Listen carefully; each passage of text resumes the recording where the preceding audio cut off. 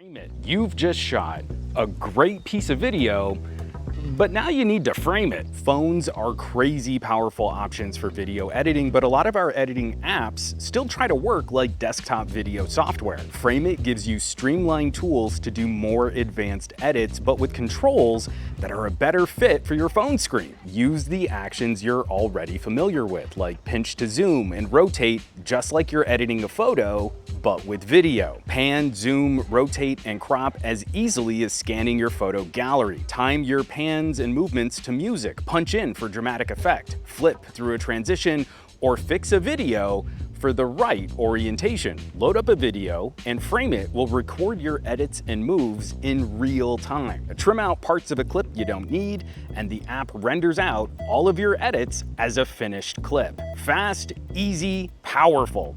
Frame It is free and available now on Google Play. Your video's not really done until you frame it. For more info on Frame It and tutorials on how to get the best edits out of your phone camera, head on over to frameitapp.com. Once again, frameitapp.com. I want to thank Frame It for supporting the SGGQA podcast, and now, let's get on with the show.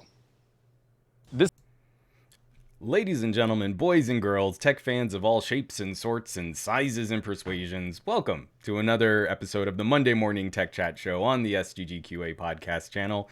I'm Juan Carlos Bagnell, aka SomeGadgetGuy, the SGG of this horribly, terribly named podcast series, but the Q&A is the important part because today is going to be another relaxed fit, casual edition of the SGGQA podcast. We just moved.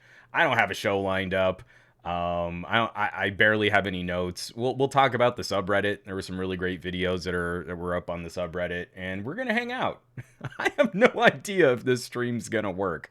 So it's gonna be fun. Right now I'm seeing all green on the OBS bandwidth meter, so I'm hoping that means we've got a stream here. You know, you take some of this stuff home, you put some carrots and some celery in there, and you got yourself a stew going. So thank you so much, everybody, for dropping by. And I really want to do some Q&A, like answer some questions, where we're at with tech reviewing, where this channel might go, talk out what I want to have happen in GadgetLab 4 already, even just from setting up this morning. Things that used to work in my last office are not working here. I'm going to have to change up the lighting. I'm going to have to work on the desk and the layout, and my cable management would be very disappointing to people who are good at computers. So this is definitely a work in progress. Simon Says Hypno says, congrats on the new home. Thank you so much. We had a moving truck here two days ago, and we're scrambling to try and get everything set up because, like, we got to get right back into work and school and getting stuff done. Arthur Lee, cool new man cave, because Paul is definitely ragging on me for having some lovely boxes back there. I should do like unboxings as I'm unpacking the new office. JMX talking about the Pixel 6. Let's definitely chat Pixel 6. I'll pull up some images. Like, let's see. I think I've got Firefox working. Yeah, look at that. On the fly, I can actually do things. It's like I've been running this show for a while. Like, up until last night, I was still plugging in everything on my workstation. Let me tell you, I've got a giant thermal take case for my little Threadripper build here. It's not so little. Driving with a PC sort of strapped into the passenger seat next to you is horrifically nerve-wracking. Like, I'm really trying to be gentle, accelerating. I'm not taking curves like turns like crazy. I didn't get on the freeway. There was at least a good surface street path from our old place to our new place, and like every little bump in the road, and you can hear like from the water cooling and the fan mounts that I've got, and everything's like rattling inside there. I've got a GPU bracket, so I don't have GPU sag, because I've got a decently sized graphics card. Like all of that, just like heart is in my throat, and I get it set up under my desk, and you go to push power, and you're like, anything could happen. Like, this thing could totally melt down on me. So, yeah, Yeah, I'm glad to see that we're at least in some kind of functional state here. I don't even have like my coffee mugs. I don't know where I packed them. They were on the bookshelf, and I was working so crazy to like just get everything off the bookshelf. I packed up all of my props and mugs and everything. So I'm drinking out of a water bottle like a filthy casual. We got Gary the Fireman gifting with the tier 1 sub to all Greg 38.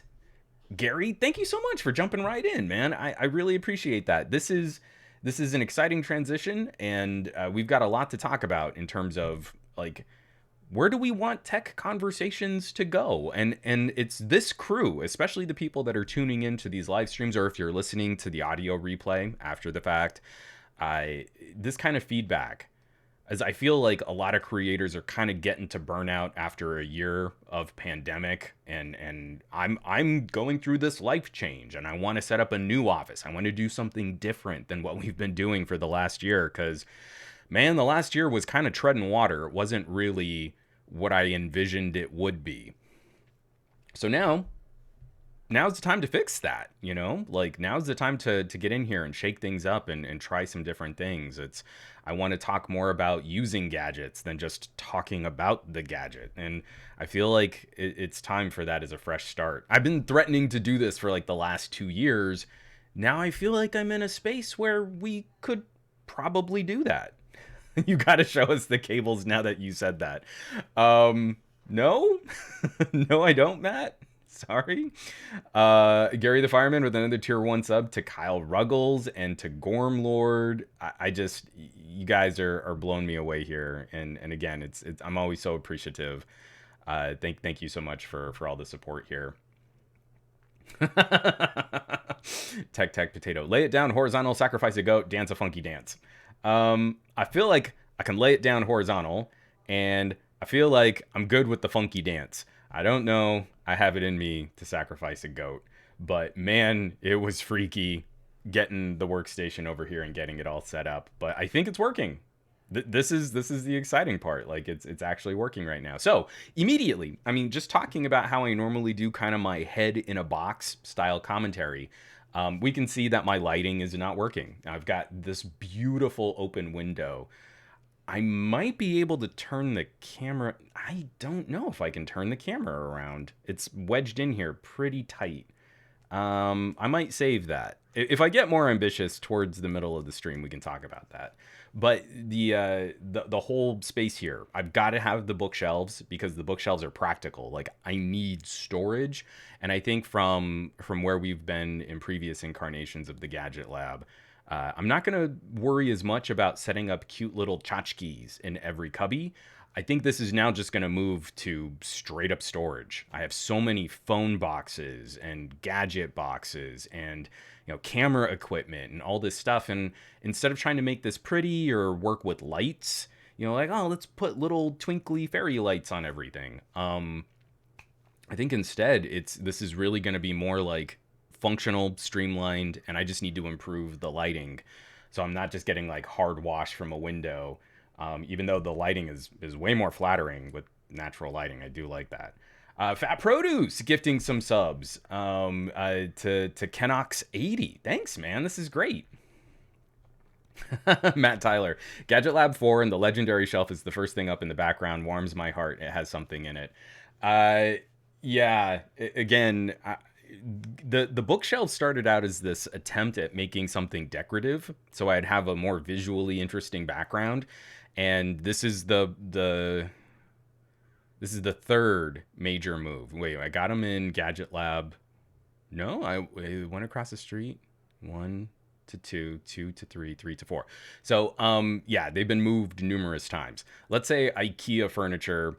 Man, those little wooden dowels that stick all the shelves together really don't like getting pulled apart and put back together again.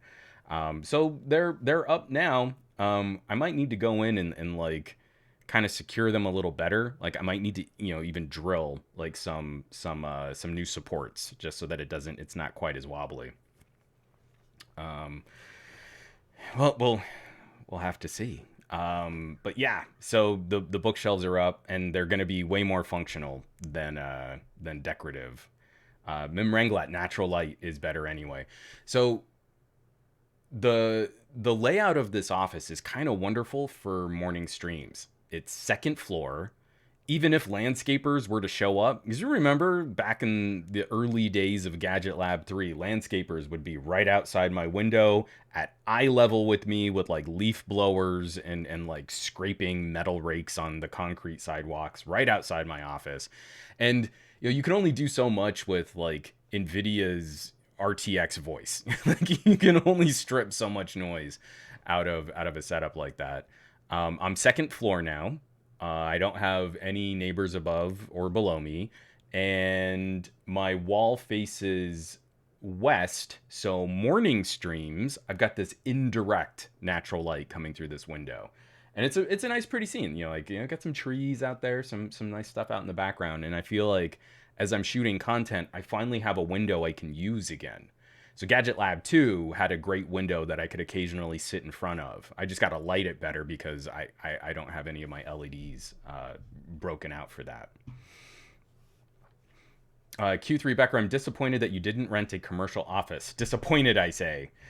So that eventually is on the list, but right now, our long-term plan will eventually account for a Gadget Lab 5.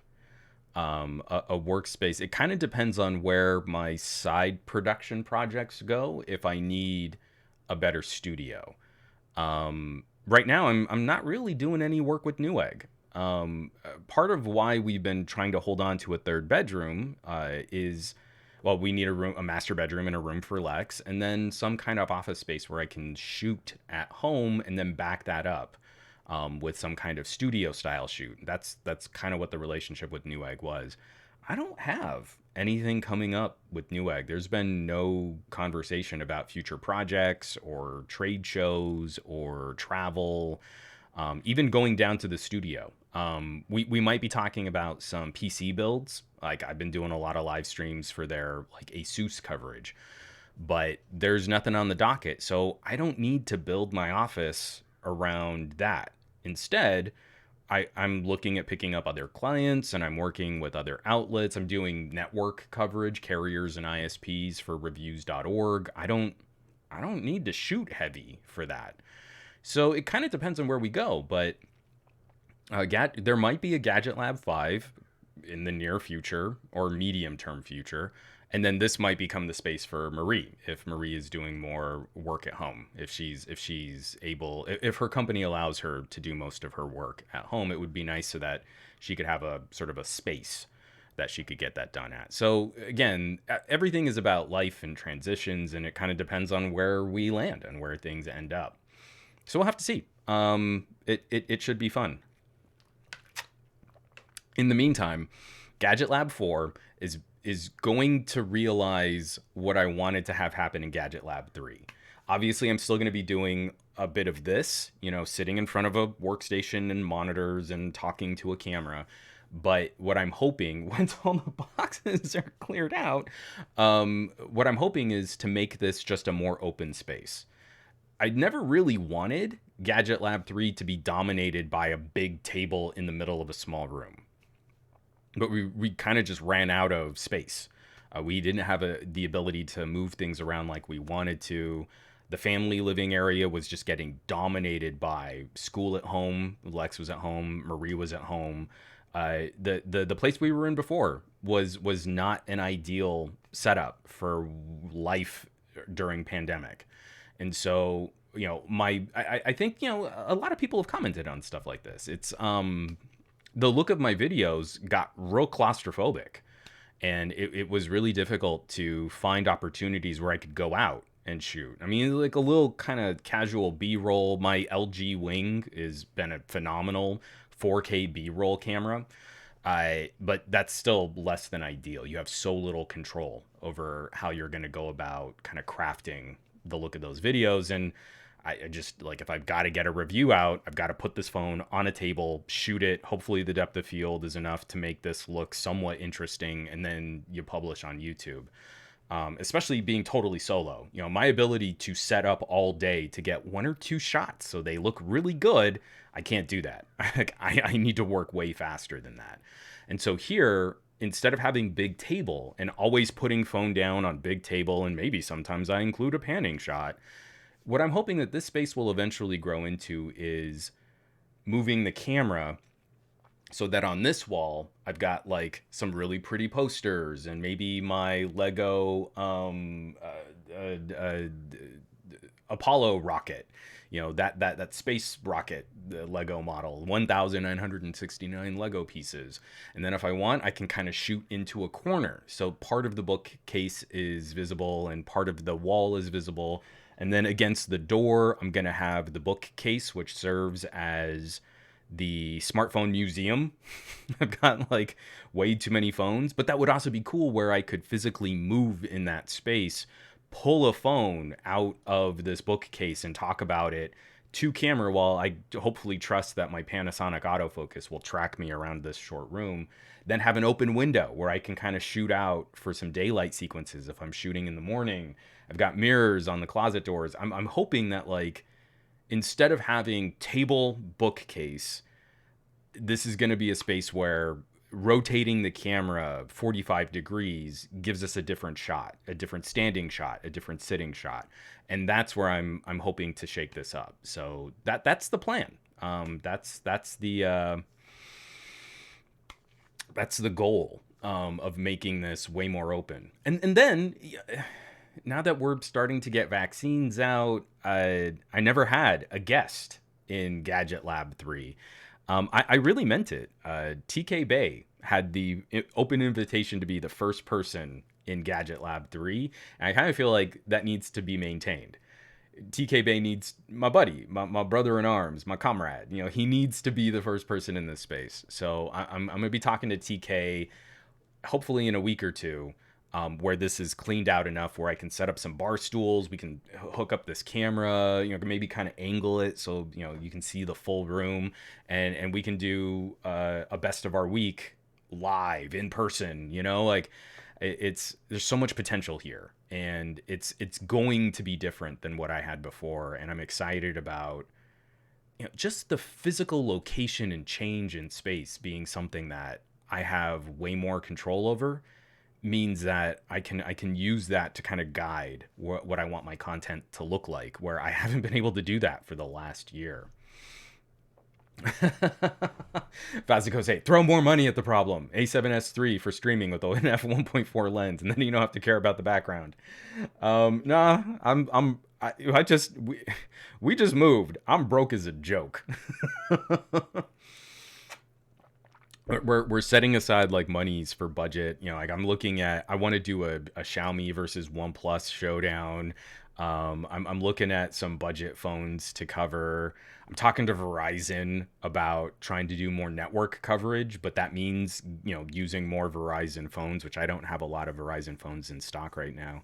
And you're like, oh man, I'm gonna have to live the Panasonic lifestyle for a ways yet. Paul Purry, you have to get RGB. You have 0 RGB. How can I respect a person with no RGB? If I end up in this space, someone else was asking if this was like a permanent place or if I've lost the comment. I'm so sorry. This is a home we're buying. We've been in the market for years. The California real estate market is very difficult to work in, and I want to say 2 years before the pandemic, Marie and I started the search in earnest to find a good kind of townhome or a condo, something that, you know, was small but, you know, reasonably laid out, reasonably spacious enough for us to live in for a while.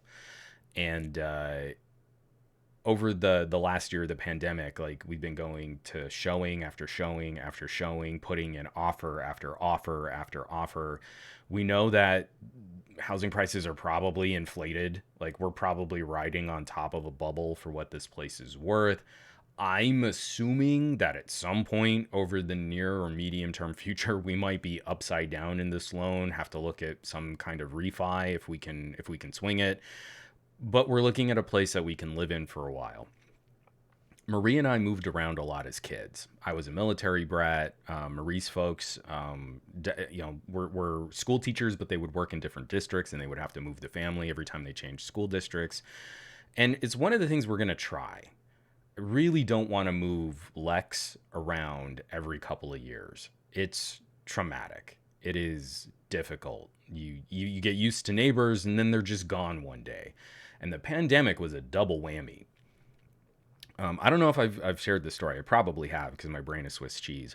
But Lex was in a daycare, and the daycare had just like a little minor outbreak of hand, foot, and mouth disease. It's a gross little chicken pox kind of. I didn't even know this thing existed. It wasn't a major chicken pox like disease when I was a kid that I can remember. Apparently it was, and I just didn't know about it. So anyway, we got real anxious, like, oh, we don't want Lex to be, kind of rolling around with other kids or anything like that. And so we kept her out of the daycare for a couple days. Those couple days were the last days before everything got shut down during the pandemic. So here's this little 4-year-old who's just moved. She doesn't know any of these neighbors.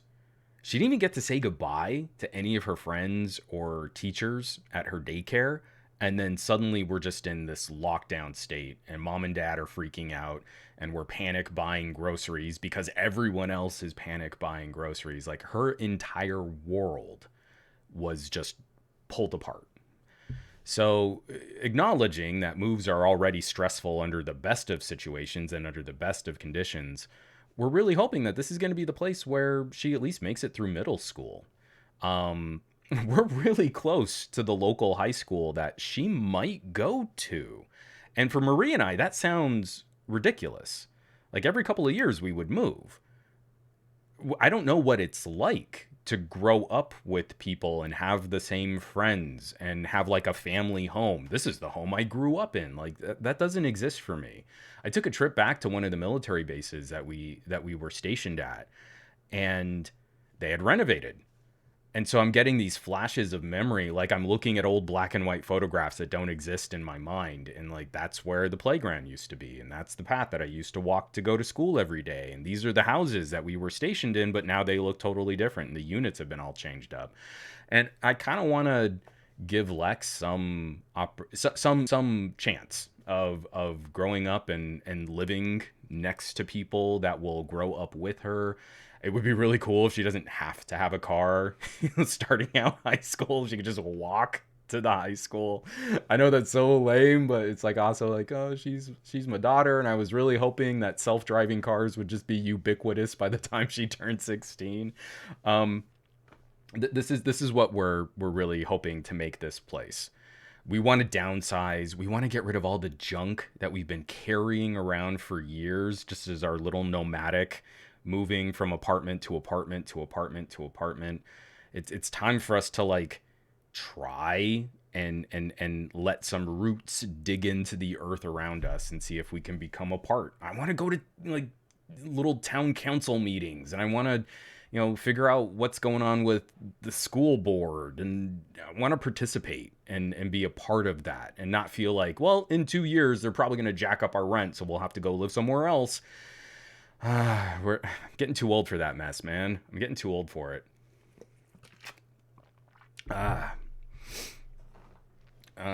Sorry, I'm way behind in the chat.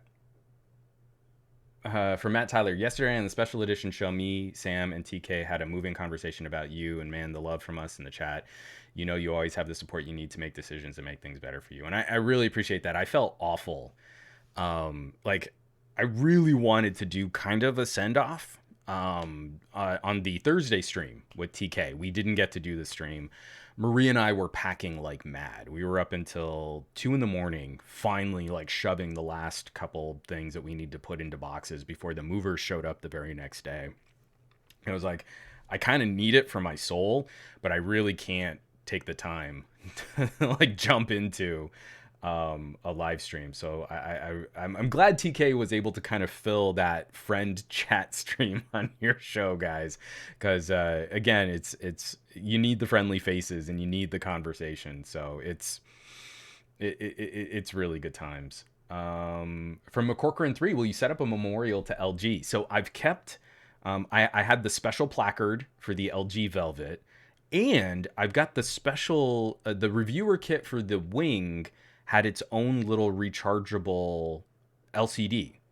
So you got this little cardboard insert and you open the lid and a little screen would fire up and give you this rundown on the LG Wing. Super, super cool. So I am thinking like one of the cubbies might have that kind of stuff. Like my Wing is technically limited edition. My Velvet was technically limited edition. I might try and make like a little box of my favorite phone. These are a few of my favorite things. So I might have to hook that up. Oh, Simon says Hypno bar stools for the gadget bar. We'll have to make an appointment.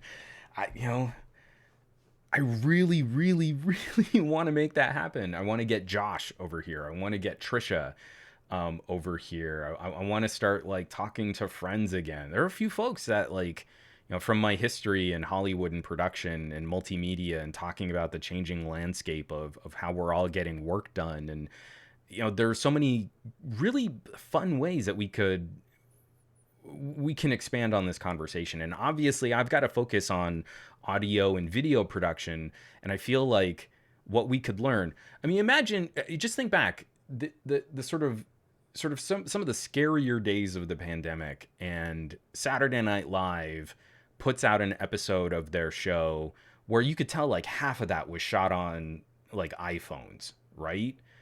And that made it to broadcast TV. And I just kept thinking, like learning some of those lessons and taking some of that experience and sharing that with other people. And like, there's no reason, like if Saturday Night Live are using smartphone cameras to literally get a show finished for broadcast television, there's no reason why we shouldn't expect or empower consumers to do more. And I feel like that's a more exciting conversation than, well, this has so many megapixels, but it's not good enough because it's not Sam Apple. Like, so let's grow out of that and let's see if we can figure out anything else to talk about.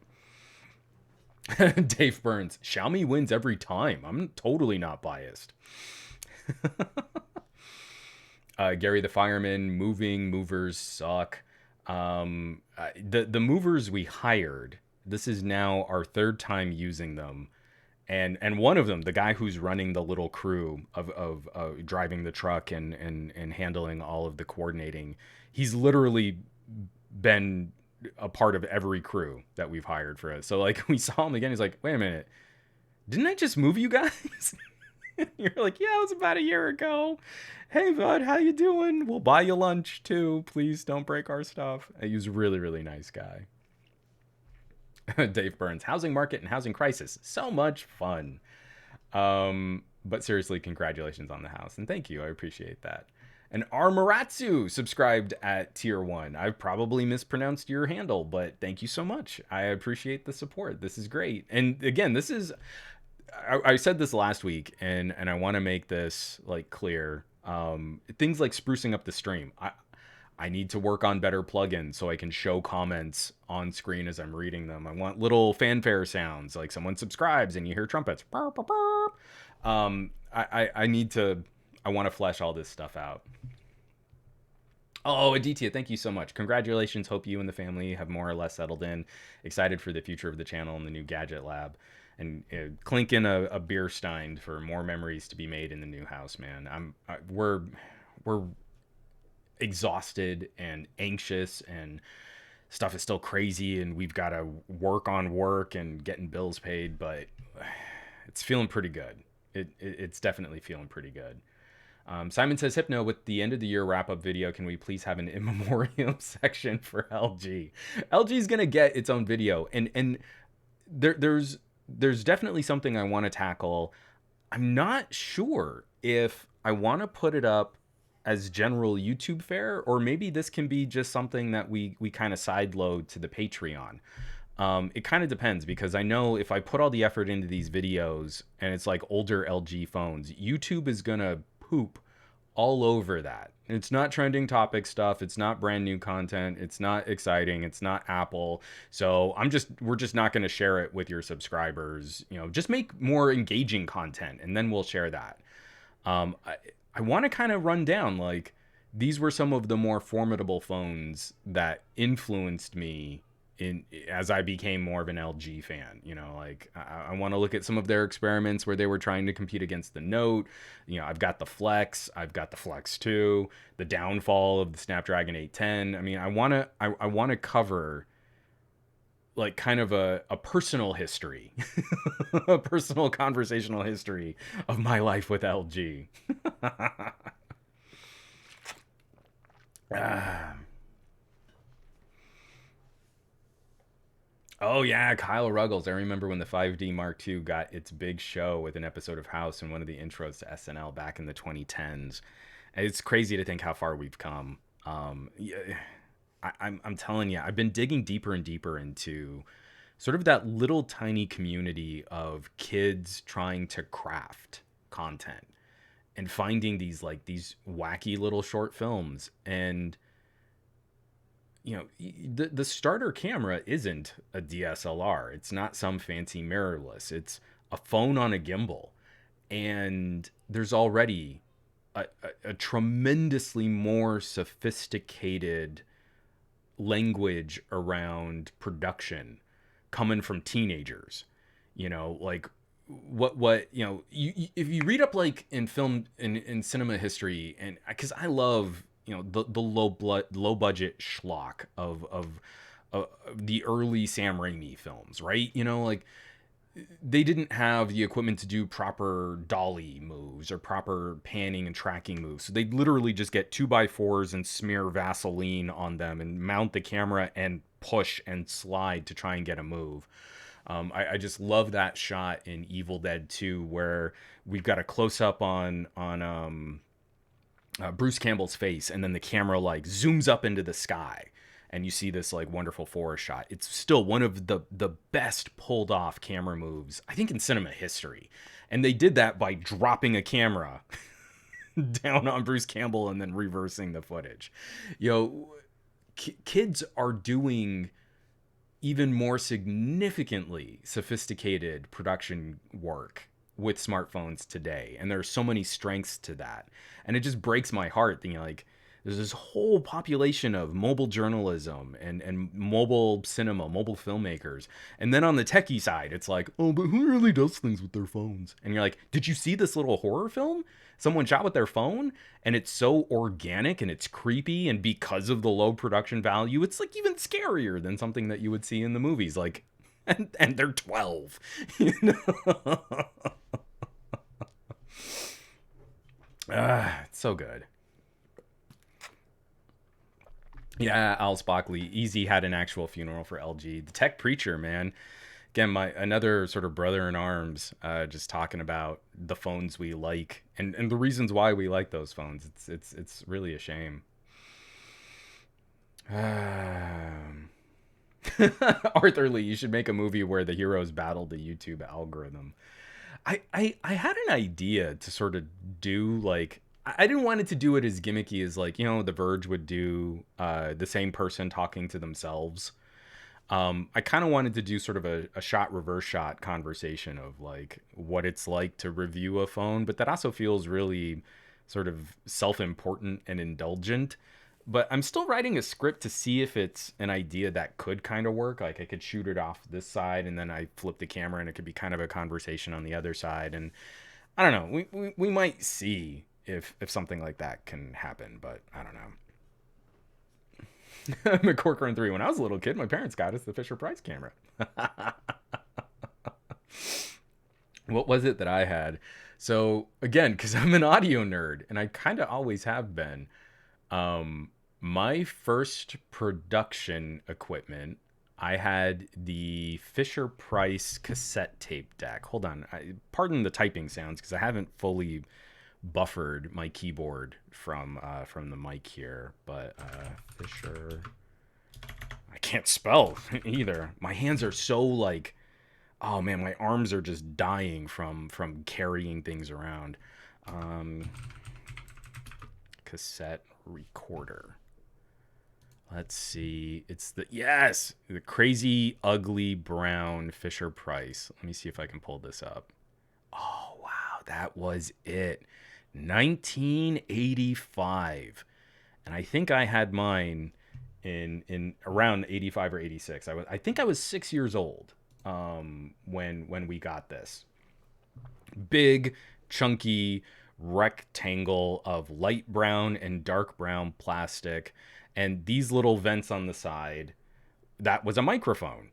And I would take this thing around with a cassette tape and I would produce little radio dramas.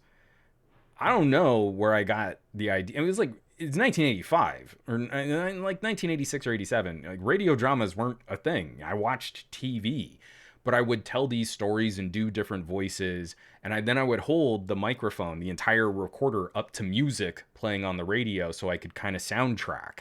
Like I was doing everything, just pushing record and then holding it up and then pushing stop. And you'd hear those big gaps and the click, as you would go from recording to recording. You'd hear all the handling noise of me running around with the terrible mic that was built into this. And like that was my gig. That's how I didn't even know I was getting started as a multimedia content producer or storyteller. It was all because of, things like the Fisher Price gear. So again, I much love and respect. If you had a Fisher Price camera, you would have been my DP and I would have been your sound guy. Could have been, 7-year-olds running around together, shooting video off of Fisher Price, and I'll be recording the audio like a boom mic operator. It would have been awesome. That's good times. Paul, Juan is so old. What was it like riding horses and fighting dinosaurs? Well, let me tell you. Velociraptors individually, not that bad, but they're pack animals. So you really got to look out for the two that come at you from the sides as you're trying to fight off the main one in the middle. But they're, individually, they're not that big. So they weren't so bad to kind of spar with individually. Apologies, like I'm the stupid water bottle sounds and everything. Jim72165 subscribed tier 1 sub on Prime. Thank you so much, man. I appreciate that. That's great. Vazikose, I remember making short, hilarious horror movies with my friends in middle school in 176 by 144 on our phones. I love it. I love it. Dave Burns, did we just have the I could fight a bear conversation? No, it's okay. Velociraptors were the size of small dogs. Okay, what you see in Jurassic Park is actually closer to there's Utahraptor or Utahraptor, depending on how you want to pronounce that, and that's closer to like.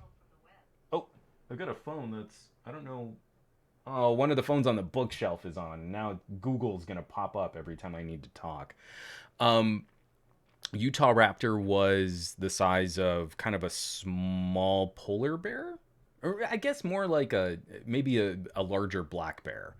But then there was also Deinonychus, which is Latin for terrible claw. It was one of the first raptors to be found. Deinonychus is my favorite dinosaur. I don't know why you need to know that. I just felt like sharing. But, if you're talking bear-sized raptors, I would definitely lose. But Velociraptor was kind of teeny. I feel like I could take a single Velociraptor. It'd mess me up. I'd definitely get cut up like crazy. But being an evolved primate and probably being able to, like, pick up a rock to defend myself, I think I could take, a medium-sized raptor, like a terrier-sized raptor. I think I could handle that. Well, yeah. So, what it from Welpimdam, the raptors in Jurassic Park, more the size of Dilophosaurus. So Spielberg made the raptors bigger to make them more dramatic, and I think they would have been scarier as a swarm. That's kind of what they did with Compsognathus. They made it a swarm of tiny little dinosaurs, and I think that's scarier. You can kind of punch one, and then 20 others jump on you. After Jurassic Park was shot, and I believe during post-production, there was a discovery of a large bear-sized raptor in Utah. And Utahraptor, is very similar to the raptors that you see in Jurassic Park. And TK Bay, what are you doing, buddy? Oh man, TK, thank you so much. Gifting tier 1 subs to King Turtle 2004, Blue Man Rule, Fox 777, Chatty Boy 3, and Hickey 85. Thank you so much, man. I appreciate that. Matt Tyler, nope, a raptor would rip you to bits. No chance, Juan. Well, TK, thank you, man. I appreciate that. And we're back on stream this Thursday. We've got to hang out. We've got to chat. And we've got a plan. We've got a plan for how you're going to come visit. And maybe I can, not this week, but maybe next week, make up some ramen to sweeten the deal. Get you out here. All right. Sorry, I'm just catching up on the chat here.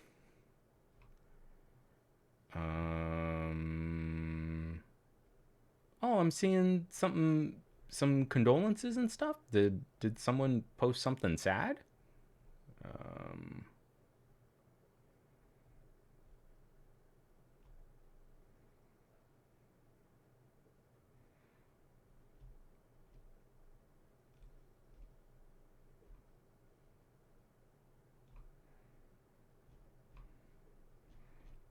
I'm sorry if I missed something going on. I'm just seeing condolences, so I hope everything's all right. Oh, Gary, putting my dad's dog down. I'm really sorry to hear that. Again, they're such wonderful members of the family, and I hope I hope yours, you're able to kind of like give them a nice, comfortable send off. Again, over the last couple of years, one of the things that's been kind of killing us is I feel like Lex needs a dog. And we've been living in places where it's like we've got to beg for permission from landlords to try and get a dog. And like we moved in, we were scouting this new place and we were thinking about putting in an offer. And then we just saw like everyone in this community has pets. And some of them are pretty big dogs. And you're like, yeah, this feels like we can finally maybe make that happen. And it'd be nice because again, I feel like when I started my YouTube channel, Bigelow, my crotchety old Shar-Pei, was like this brilliant subject for photography. And I don't want to share photos of Lex until Lex can contribute to a conversation about using her likeness. And you're like, having a dog again would be a good model to show off phone camera stuff.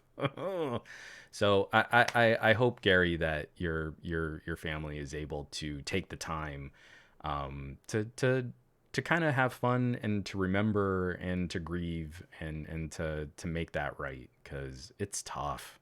That's really hard. Oh, Dave Burns, we're in a townhouse and there's no pet rent, but Liz already had cats, so no dogs for us here. I think Marie would prefer we have cats, but I'm deathly allergic to cats, so I guess we'll just have to get a dog. Yeah, it's actually, I think Lex would like cats too. There's something very persnickety about her personality.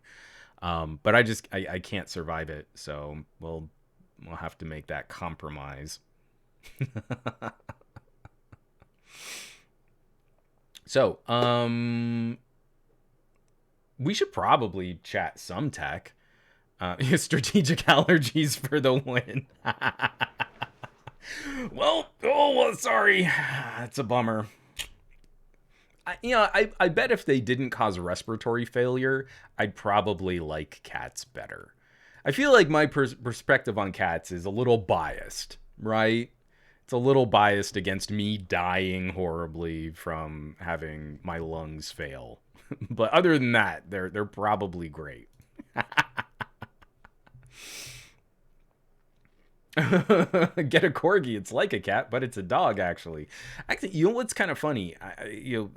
We had Bigelow, and he was a persnickety Shar-Pei. He was so cat-like. He was very aloof. He was kind of like a really, really, really, really dumb cat.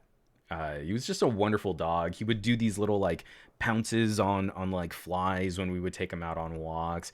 He was always kind of like playing. He would try to play with whatever he was hunting, but he was all big and dumb and cumbersome. So like he would try and run up on like squirrels thinking he was really going to hunt them. Somewhere in his lineage, somewhere in his past was an amazing hunting dog. Over the years of breeding Shar-Peis, all of that was bred out of his family line, and what was left is kind of like a really dumb cat of a dog. But again, he was very aloof, very limited sort of scope of who was a part of the family, and everyone else was sort of casually dismissed with a. He would just sort of walk away from you. He would like kind of roll on his back and you would do tummy scritches, but then if it was too much, he'd like start snipping and like pawing at you, kind of like a cat. It was really funny. I don't think all Shar-Peis are like that. Shar-Peis are probably more like chows, but you know. Steve, yeah, let's talk. So let's pull up. Steve is asking about the Pixel 6 design, and we talked about this a little last year. We talked about this a little last week. But Pixel 6, we've been seeing the leaks, we've been seeing the specs. I'd be curious also to kind of get a sense in the chat while I'm pulling up pictures here that we can kind of just scan through as a visual guide, so it's not all my face for this entire stream. How are you all feeling about the Pixel 6 leaked designs? I'm feeling very positive in terms of a practical hardware pivot. So here, let me pull up some photos here, and looking at these different renders of what the Pixel 6 could look like, and I've liked symmetrical visor stripe. So the camera module sticks out from the back of the phone, and it looks like RoboCop's visor or Bender the robot, something that kind of bulges from the back of the phone. But I really like that it is symmetrical across the entire width of the phone. I really like this. This looks more correct to me, and it recalls some of my favorite classic Huawei and Pixel devices, which had kind of that visor look. The Nexus 6, some of the Mate series would do this kind of camera arrangement. I like this better, and I'm hoping that because the camera strip, this camera module strip is consistent across the entire back of the phone, that it won't do that really obnoxious wobble. Like I've got a OnePlus in a case here, and the case doesn't completely clear. You need extra border around the camera module on the OnePlus, right? So this is not flush. The case doesn't make it flush with the camera module. Now, even in a case, there's that little teeny wobble whenever it's flat down on a desk. And it's not a big deal. It's really not. This doesn't change. Like, it doesn't affect anything. It doesn't hamper the performance of the phone. Like, it's fine. It's fine. And yet, I'm sitting there and I can't help but like kind of finger wiggle the phone, like as this nervous, agitated habit. It's constantly just wiggling, and I don't like it. Kyle Ruggles is saying it looks kind of like the Nexus 6P. I like getting back to that design language, and I've always liked the sort of two-tone look.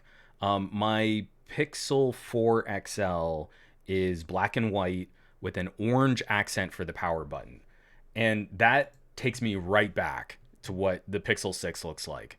Again, the renders are kind of either showing a white, an off-white, or kind of a cream color with an orange stripe at the top and a black camera module. I think this looks clean. I like the look of what Google's doing. I mean, again, if the Pixel 6 is making this, who said that? Simon says Hypno, the Cylon LaForge.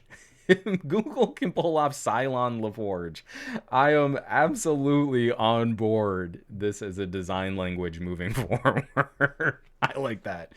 Oh, Cylon LaForge. A Corcoran 3 astrophotography mode will be good on a bigger sensor. So I think that's the other thing to get a little excited about, is that this should be the first Pixel to finally step up to a larger camera sensor. I know The Verge was tripping over themselves to talk about how no way a Pixel 5 could ever be worth it for the money because it has a smaller camera sensor. Even though the more expensive iPhone 12 Pro used a similar sized camera sensor and probably didn't achieve any better photography for all of Apple's magic software, we're going to ignore that. iPhone 12s are totally fine. Pixels are not worth it. It's because we're The Verge. You know, when we kind of rig a conversation, now I want to see what can Google do with image processing software, because that's their big game. Is computational photography.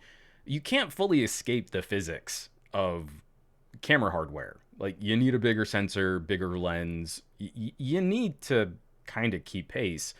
I still feel like if we're talking about average consumers, like that bulk, middle, peak of the bell curve kind of average use, Pixel 5 is still a brilliant shooter. Like, easily in like the top 5, and one of the most streamlined and consumer accessible ways to get pretty HDR photos out of a phone. Like, I'm not conflicted recommending a Pixel 5 to an average consumer in the slightest. In fact, they'll probably like the photos from that phone better than any of the fancier, bigger sensor phones that we can talk about. You know, like, there's a reason why I like LG. It's not to recommend it to my aunt who's only going to do a couple casual point and shoot style snapshots. Like, that's not the right phone for her. A Pixel or an iPhone is the right phone for her. So if Google can finally step that up, the thing that's going to kill me is it's going to be more expensive. They've got a custom chip. They've got their own SoC. It's going to have a nice screen, probably high refresh rate, because the Pixel 5 on a mid-ranger chipset had a high refresh rate display. It's going to have that periscoping telephoto sensor. It's going to have the larger main sensor. I hope the ultra-wide can keep up so that all 3 cameras can shoot 60 frames per second. This stuff costs money. And it's going to be so frustrating. We're like, well, I mean, I can like trade in another phone and on a carrier deal get a Samsung for almost free. So it's not worth it for the monies. If Google really wanted to compete, what they should do is give me way more than a Samsung. And then I only need to give them a half a ham sandwich. And then it would be worth it for the monies, but I'd still pick Samsung because I get better SEO. You know, like, that's the conversation we're going to see. It's nothing can be good enough from techies unless you get crazy good traffic to your videos. If Pixel 6 videos blow up, you know, viewers are really going crazy to watch Pixel 6 videos, then suddenly the tone of the conversation is going to change. You know, wow, this really surprised me. Wouldn't you know it, through pure meritocracy, just the merit of the phone, I'm won over. Here's my wacky, excited face thumbnail instead of my frowny face thumbnail. And it's all totally rigged. And that's what I'm so tired of trying to weed through. Is it's obvious. It's obvious that, like, these things aren't really getting the conversations about what the device is. It's that when you see a review, it's only about what the phone isn't. It's not an iPhone. It's not a Samsung. Must not be worth it. Wah, wah. So McCorcoran3 put in a guess. What do we think a Pixel 6 should cost? Top of the line specs, probably carrier deals instead of direct sales from Google. So we got to talk full MSRP. And I would put that full MSRP against the full MSRP of a Galaxy S21, of an iPhone 12, or even a 12 Pro maybe. Where do we think this is going to land? Excuse me, my upper limit, if we get the Pixel 6 Pro or Pixel 6 XL or whatever the big one is gonna be called, my guess is $999 for a Pixel 6 large edition, hopefully with 256 gigs of storage. That would be my get. 256 is already starting to get a little lean for me, because I'm shooting everything 4K 60. I've always shot everything 4K, and now 4K 60. And on the OnePlus, I'm shooting a lot of 4K 120. It's getting kind of tight where you have all of your apps Some room for some media because I still like to have lossless audio files and those take up more space. And then shooting a lot of video, I don't not having a memory card is getting kind of tight. So I'm kind of hoping a Pixel 6 around 999 for that 256. I think in there you've got the sweet spot against a OnePlus 9 Pro, a Galaxy S21 Plus, with maybe some of the competition bleeding over into an S21 Ultra. I think it's going to be way more hardware than what you get in an iPhone at $1,000. An iPhone 12 Pro is not a great buy. Get an iPhone 12 or get the Pro Max. I think the 12 Pro is kind of mediocre for being $1,000 phone. That to me, I think would be a really great competitive, right in the zone, kind of play from Google. Let's see what did people say here. Okay, sorry, I should start with Michael. I wonder if this one will cost more than 1,000, maybe $799 and $999. A Pixel 6 at $799 and a Pixel 6 Plus at $999 makes a lot of sense to me. I think that's good. Ooh, outrageous. I'm going to circle back to this. The Whitechapel chip is reported to be in between the 865 and the 888. Let me get through pricing and stuff. King Turtle is saying a rumor says 1,000. John Fee is saying I guess 999. Gary the Fireman saying 1099, which I could totally see. Again, I feel there's a good Google argument to be made that like we're in the ballpark of an S21 Plus or a OnePlus 9 Pro. You know, the main camera sensor is probably going to be smaller than the OnePlus 9 Pro's main camera sensor, but the telephoto should be better. And again, with Google's computational telephoto, like, again, that's a good fight back and forth. All other specs being kind of similar. If OnePlus is charging just over $1,000 for the OnePlus 9 Pro, I feel Google has a good faith argument to put their top of the line, premium tier, crown jewel phone in that same conversation. From Doomer, part of the whole problem is confirmation bias of consumers who already bought their Sam Apple phones. You know I feel that. I definitely agree. Simon says Hypno $899 to $1199. That's a big spread, Simon. I'm gonna need you to narrow that down. Sophie's Choice, top of the line, Pixel 6 XL or Pixel 6 Pro. What's the price point? Tell me in the comments, Simon. Outrageous is saying Pixel 6 at $799 for 128 and $899 for 256. Then Pixel 6 Pro, $999 for 128 and $1099 for 256. You know what? That makes sense. I could see that. Again, in having those dividers, there's so much where Samsung is now lockstep trying to like kind of anticipate what Apple is going to price their products at. And I kind of feel like OnePlus and Google are looking at iPhone 12 pricing. And that's what's kind of guiding the direction of, well, I mean, we've got this kind of hardware and we're going to offer this kind of software support and we're going to do this kind of aftermarket. Like, there's no reason why we can't charge as much or charge a little bit less for better hardware than an iPhone. So you might be on there, Outrageous. That might be right on. Gary the Fireman saying, I'm prepared to pay $10.99 for 256 gigabytes of storage. And I feel at that point, like, it's premium tier. Like, we're right at the top. Like, that makes sense to me that you could kind of slot in at that price point.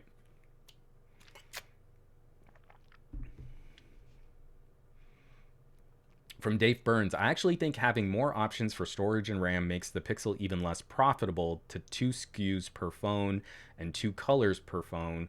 Lowest Pixel will match the Samsung S21 starting MSRP. It's tricky. Because you're absolutely right. Having more options and variations definitely kind of eats into costs. But something tells me this is going to be a phone that's going to sell a little like an LG.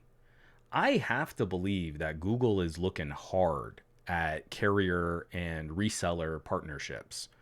And Pixels are built and sold in very small batches, in very small quantities. So I would imagine that maybe one color skew is going to end up becoming kind of a bit more of a limited edition, or a bit more difficult to get your hands on. But there's not going to be a ton of variation. They're going to be streamlining this manufacturing process as much as they can. And then sort of overwhelmingly one style of this phone is going to be kind of become the norm. Like this is the Pixel. Again, it could be the 256 is selling like crazy, and then the 128s are sitting on shelves. We're just going to keep making the 256s to fulfill the demand. But then also, we know that the main selling Pixel is the A series. So for every, premium Pixel that's sold, it's probably a 15-to-1 ratio. Pixel 5As are going to be selling 20-to-1 for a Pixel 6. So we'll need to see. Oh, okay. So McCorcoran 3, the 888 gets too hot. Oof. I would have been fine with an 865 or an 870 if they had kept the Snapdragon. And I agree. I've been going through a lot of performance testing between like the OnePluses and the Galaxy and the phones with 888s. And I'm sorry, I've already forgotten who brought it up originally, that the performance expectations for Whitechapel, Google's custom silicon, somewhere in between an 865 and an 888. So I would imagine, this is my guess, I believe Google is probably going to stick with an octa-core chipset that is based on two quad-core, big core, little core designs. I don't think Whitechapel is going to have the one big performance core that's on the CPU for the 888. I don't know if it's going to be reference design on A77s or A78s in terms of what ARM has sort of guided, but I think that's going to be their play. And I'm wondering if it's going to be more like the 865, where one of the big cores is specifically designed to be just clocked at a higher speed. So that's when you look at an 865, you see three clusters of CPUs. Four little cores, three big cores, one big core clocked at a higher frequency. I'm thinking that might be the vibe for Whitechapel. An 888 has three banks, but it's four little cores, three big cores, one really big core that's supposed to like really kick into gear when you need the extra horsepower. So I'm really hoping.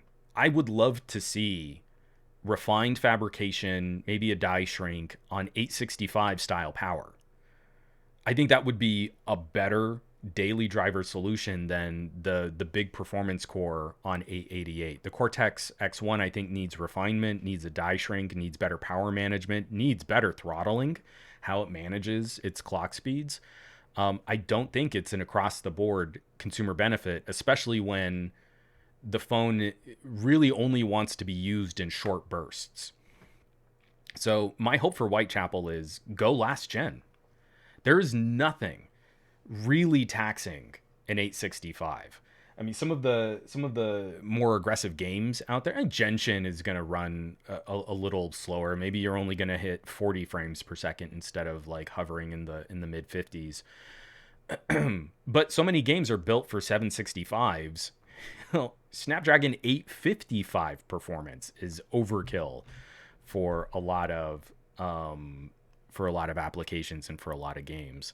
So that's kind of what I want. I'd love to see Google, through their own hardware software optimization, get back into the AI race, get back into neural core, those co-processors that really speed up individual applications and specific use cases. And then the main CPU performance can take a back seat. We can coast for a year on 865 performance and still be gross overkill for what most people need.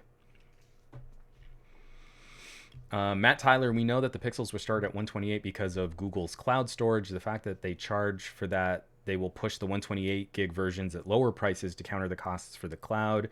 Sucks, but it's a smart business move from their point of view. The 256 versions will be $100 more than the 128s for that reason. I buy that. I think we could see that. Simon says, Hypno is saying, will Whitechapel have a neural core like the 2XL? And someone else... Someone else was saying that it was. Sorry, I think McCorcoran3 was saying that there was an expectation that there was going to be a new ISP or a DSP or whatever they're calling it in their phones. But yes, I would expect some return to neural core and the hardware that's used to kind of chew up imaging data being even more aggressive.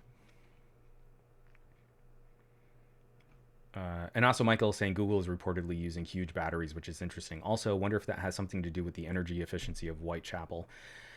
That's kind of why I'm thinking we're going to be sort of in a more 865 style SoC design. Again, it's going to kill me. It's really going to drive me nuts. There are going to be all these tryhards and these influencers going, it's not as powerful. It needs to be more powerful. It's going to be worth it for the money. So like, you can get a phone that's more powerful for the same money. And you're like, you can't show me anything that you're doing on that phone that would need that power. Your review is like geared towards someone using this like they would use a $200 entry level phone that they bought, or they got for free for signing up on an MVNO. I need to see that use, and in sustained use, I kind of think that that's probably the better territory to be in. But I also feel we've got a triple whammy happening. We're going to go back up to a premium power chipset. We've got 5G radios that need to be managed. Because this isn't a Qualcomm chipset, the radio and the modem probably need to be off die. So they're going to be a separate component against the main SoC. And that's kind of what happens with the iPhone. Again, iPhone battery draw, the battery capacity is not kept up with all of the individual components now to support 5G and millimeter wave, hotter GPU performance. iPhone 12s are struggling with battery life in ways that iPhone 11s weren't having the same kinds of problems. I shouldn't say problems, it's just where we're at. And then on top of that, we know that this is likely to have a higher refresh rate display, and on the Pixel 6 XL or the Pixel 6 Pro, it's probably going to be quad HD, again, like a OnePlus. So higher resolution and faster refresh rate with 5G radios and a hotter chipset, a hotter SoC, you need the bigger battery. And I'm expecting battery life to be kind of in this mediocre ballpark that we're in. Like Galaxy's battery life is miserable if you're really using all that eye candy and you're really hitting those radios hard. OnePlus, I can kind of get the dinner time and still have some room to spare on moderate use, but like if you sacrifice something, you sacrifice some resolution or some or refresh rate, battery life just extends dramatically. Nothing feels like my V60 has. This is just such a tank of an all-day, 2-day phone, especially when we weren't traveling as much. Like I would forget to charge it. It'd go 3 days, and you're like, I can still make it through lunch. So yeah, it's I think just battery life and power management needs to be the next hurdle that we cross. I would love to see manufacturers just hang for a year. We don't need more compute power. We really don't. We really haven't needed more compute power since the Snapdragon 845. The 855 was a nice bump, and if you really tried to like create content, you were chewing up 4K video, that helped. I mean, again, I personally will always gravitate towards the most powerful pocket computer I can get my hands on. But 865 to 888, we could just hang out here. Give us another year of the same performance, but find those ways to improve battery life and runtime and power management and thermal management. And I think we'd all like that a lot better. There's something buzzing under my desk, and I don't know what it is. And I'm worried that it's like one of the fans in my workstation. It's distracting as hell. Aditi, no long-term follow-up on phones running an 888. I want to see how the occasional thermal message now, fresh out of the box, will contribute to the aging of the phone. So I definitely have plans on that. I'm not sure what phones to focus on. I'm likely to lean towards Sony as my own personal content creation phone, but I gotta play with one and see if it's an Xperia 1 or if it's an Xperia 5. I've spent the most time this year with OnePluses. I'm hoping to get my hands on a sort of a lower tier Xiaomi Mi 11 soon. Like I really want to spend some time with the Mi 11i and compare that against the regular, not the Pro, but the regular OnePlus 9, because I think that would be a fun fight. And again, it's another one of those like techies don't know anything about cameras kind of videos, because neither have optical image stabilization and the cameras look phenomenal on both. So I want to do some more snarky commentary on that kind of stuff. But we'll have to see. I feel like this is going to be an odd year to look back on. 2021, the devices that we got here, I think focusing on things that average consumers probably don't care about. This is weird to say because I always want more power, but if you can't really tap that power and you can't manage it appropriately, then you don't get more power. You can have this amazing engine, but you have a terrible transmission, you're not going to get, horsepower and torque down to the wheels. You're going to lose a lot of that capability, and that's kind of what the 888 feels like. The manufacturer needs to jump through additional hoops to really get that power down to the wheels, and not every manufacturer is making good use of that.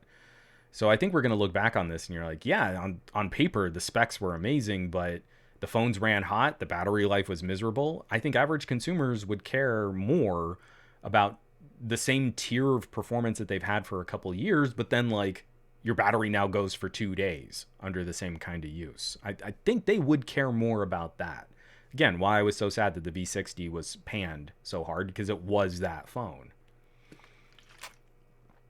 And a DTNL saying 845, dude, I drive my phone hard. It does everything well.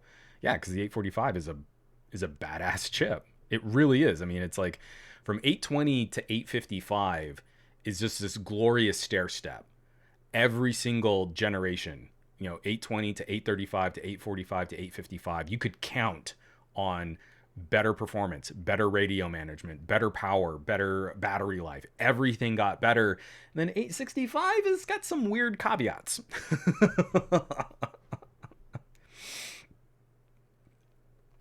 And Kyle Ruggles, I'm still living my OnePlus 6. I don't need more power than this. Same thing. We talked about this. Marie is loving that Pixel 4a 5G. It's not more powerful. It is less powerful. In every performance test I can run, it is less powerful than the LG G7 that she had before, and it doesn't matter. It's snappier, it's quicker, the software is better polished, the cameras are easier for her to use. I mean, like, across the board, she is digging the Pixel 4a 5G. And if you were good with your set of apps, like you're not trying to push the phone harder with more aggressive gaming, why are you spending more? Spend less and keep the same tier of performance. Oh, and Dave Burns. Everyone give Dave an F in chat for his Gigabyte motherboard shorting out on his Threadripper. Oh, that's rough. I'm feeling for you, man. Matt Tyler, what do you mean stay here for another year? How will Qualcomm and manufacturers charge more? That's so inconsiderate, Juan. So I don't know if he's still listening, but Dr. Ian, Tech Potato, has been doing just freaking amazing videos on processor design, the costs that go into making, fabricating. I'm going to try and follow up some of his conversation talking about the recent political moves where our government is looking at, like, how can we help subsidize the investment for chip fabrication? Maybe bring more of that business here to the United States. And the numbers are shocking. What you need to invest in to stay at the bleeding edge of processor design and turn a profit is incredible. And so even though the numbers sound huge, what our government's talking about subsidizing over the period of time that they're talking about really isn't going to be that directly competitive against what TSMC or Samsung put into their chip fabrication technologies. So what when I say that, I mean it's very casual and it's very easy for me to say. I want the same tier of performance, but I want to see a die shrink or refinements to improve battery life and thermals. We're talking about what, a $20 billion investment in the next die shrink for chip fabrication. That's a lot. You need to sell a lot of SoCs. You need to make sure your yield is really crazy high to pull off, the economic impact of that kind of work. So it's very, again, as a very entitled techie, it's very easy for me to say that's what I want. But I think there's a huge argument to be made there. And honestly, I think it's Apple that could probably make the strongest messaging around that. Think about an iPhone keynote where Tim Cook goes out on stage and he says, "Hey, the iPhone chips are so far ahead of the competition. They're so far ahead of the curve. During this transition, as more people are firing up 5G, we've heard from our iPhone users that what you want to focus on are these core areas like battery life. You want to be able to use your phone out in the field more. So for iPhone 15, what we're going to give to you, we're going to stay at the same tier of performance because we're still going to outperform the competition, but our new technologies in iPhone 15 are going to dramatically increase your battery life. You might not get 2 days of use out of this because you're going to be using your phone more every single day. You're going to be doing more with your phone out in the field, away from the charger. This is what we're going to do for sustained performance because we know iPhone is really going to lead the way for the next generation of conversations about longevity, battery improvements, and this is going to be better for the environment." I think that would go over like gangbusters. And again, it would still be an incredible effort in processor design to achieve that. I mean, I don't want to minimize how difficult it is. I mean, look at the struggles that Intel's going with their recent chip fabrication issues. That's not easy to pull off. It is a very different philosophy of iterative CPU design. But again, I think standing ovation in the Apple, UFO, when we can have press conferences in person again, I think people would go crazy for that. And again, and I think Apple could lead that messaging. I think it would be easy for them to make that a statement and then turn that into the next desirable trait of next generation smartphone design. Sorry, I'm way behind on the chat. Let's kind of. Oh, I did see some Fs for Dave Burns. Everybody, thanks for giving Dave a pat on the back there. Oh, and Tech Love and Mama saying hey. Everyone say hey, Tech Love and Mama. Yeah, Matt Tyler, the problem with older phones like OnePlus 5T isn't power, it's battery life and software support. Absolutely. Man, when I started pulling out that Nova on the 625, and this phone is getting on almost 5 years old now, it is still a crazy performer. I just know that if I had been really using it as my daily driver, I would have nuked that battery and that would have throttled the phone performance. Ugh. All over the place here. I need to get a new chair. GadgetLab 4 needs to not have this crap gaming chair. I don't like gaming chairs. This was not a good buy for me. Fat Produce, after hearing your typing, what keyboard are you using, and are you using cherry blue switches? So what is this? It's the MSI that I reviewed a while back. This is the GK50 Elite. And it doesn't use cherry. What is the manufacturer of the switches? Is it Omron? I can't remember the name of the switches. This is terrible. Again, I'm such a tech poser. But they are blue equivalent. So they are the clickier, clackier kinds. Oh, Matt Tyler's telling me to check my posture and stretch. Thanks, Matt. Yeah, they are the real clicky. I like the sound. I need the not only the tactile feel but the auditory. I need it. I work by myself. I'm not harassing coworkers, so you know. DTNO hashtag some needs that lumbar support guy. I need an office chair, and I want an office chair like mesh, an open mesh. I know, like I've been talking about that for a while too. It's just so much to tackle. Dave Burns, box browns are good too though. Mech Keys Master Race. Yeah, I just like the little ticky tack. Let me see. What is MSI GK50? Kale. They're kale blue. I knew that. Oh god.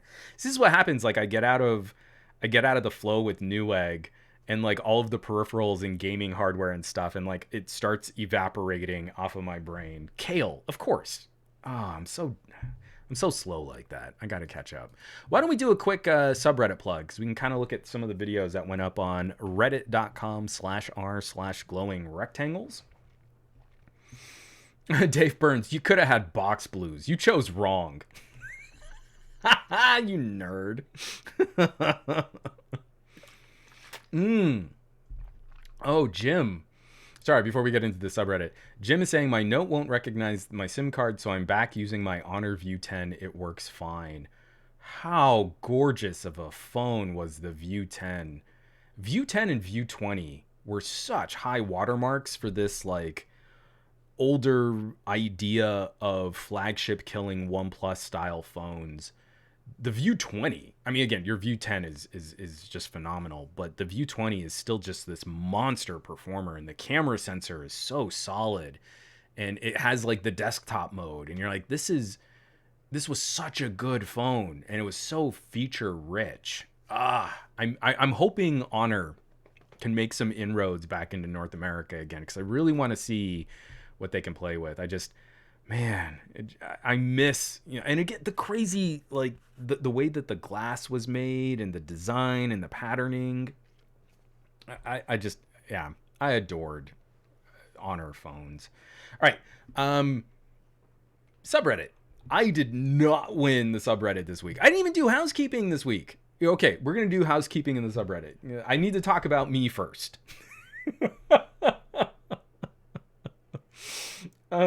And yeah, Dust Adore. View 20 light reflection is almost second to none. Completely agree. So the only video I got out last week was my review of the Mic Me Pocket. A wireless mic with no receiver. I'm a huge audio nerd, and Mic Me is this boutique-y little company. It's got pedigree from AKG studio microphones. I just love this quirky flavor of audio recording. They sent over their pocket recorder. It's kind of slotted to compete up against like the Rode Wireless Go. Different pros and cons, and some different features and benefits, and some different drawbacks. But it was a really fun mic just kind of walk around with. And I almost fell into my swimming pool trying to do a cool, like, I'm so hip I can just walk backwards by the swimming pool. You see me look down at my feet for just a split second, and what you can't see is how my foot almost caught the lip on the swimming pool that would have caused me to tumble in, and that would have been hilarious. I'm almost kind of upset it didn't happen. So SomeGadgetGuy.com, you can catch that video. It's the only video I put out last week. This week I'm hoping to get more out. We'll see how that goes, because it's really hard working in an incomplete office. Simon says, Hypno, Honor, quote, we are definitely separated from Huawei. Honest. Wink, wink, LOL. All right. Top stories, reddit.com/r/going rectangles. I complain a lot about the YouTube algorithm, how social media is manipulating us into consuming content in ways that benefit their platforms. Last couple of weeks, we've been talking about a lot of the division in the tech community coming from people admonishing influencers and picking apart review trends. And I'm definitely a part of that conversation. So instead of just trying to hope that YouTube makes their platform better, looking for other opportunities that we can contribute to a conversation, help to share, help to promote, and that all comes from your engagement and your interactions. Again, if you want things to change, you can't just keep consuming content the same way. Oh, I really hope Samsung brings back the headphone jack, so let me keep buying all the phones that they make without headphone jacks, and maybe they'll change their mind. Doesn't work that way. You've got to vote with your time, you've got to vote with your wallet, and for helping change how viewers find content, we've got to come up with our own off-platform solutions. Reddit.com/r/glowing rectangles. Number 1. Top story of the week coming from TechAlter, the man behind the world's largest phone empire, the story of BBK. Now, I believe TechAlter used to work for Oppo. Someone please correct me if I have that wrong. But it is kind of incredible to see like what BBK, the sort of umbrella company that owns Oppo, Vivo, Realme, OnePlus. I mean, it's right there in the thumbnail. Some really phenomenal work talking about market, analyzing the market. His ability to kind of dig in and explain trends is absolutely phenomenal. So again, not only is he the top spot, he also managed the second place win for his side channel, the Friday Checkout, where he kind of more casually discusses news and trends. And they're talking about how Google and Samsung are finally joining forces on making some new gear, which could be really exciting. I want to send a congratulations, CW Tech, hitting 5,000 subs. That's the number 3 story on Glowing Rectangles. Again, this wasn't, the video is linked, but he wanted to just post a thank you to this community here at our Glowing Rectangles. We've got Adam Reviews Tech checking out, sharing, I should say, his gaming and video editing workstation. We've got, I don't know how to pronounce that. Bubba? I don't know. Yeah, 700 subscribers hitting, what is this? The 1, 2, 3, 4, number 5 video. In the top 5 is someone with 700 subscribers. How to move OBB gaming files in Android 11 if you want to do some game backups. When was the last time you fired up your YouTube feed and you looked at like the string of videos that YouTube was saying, hey, you should check out, and you saw a creator with under 1,000 subs, like promoted in the first 5 hits in your content feed?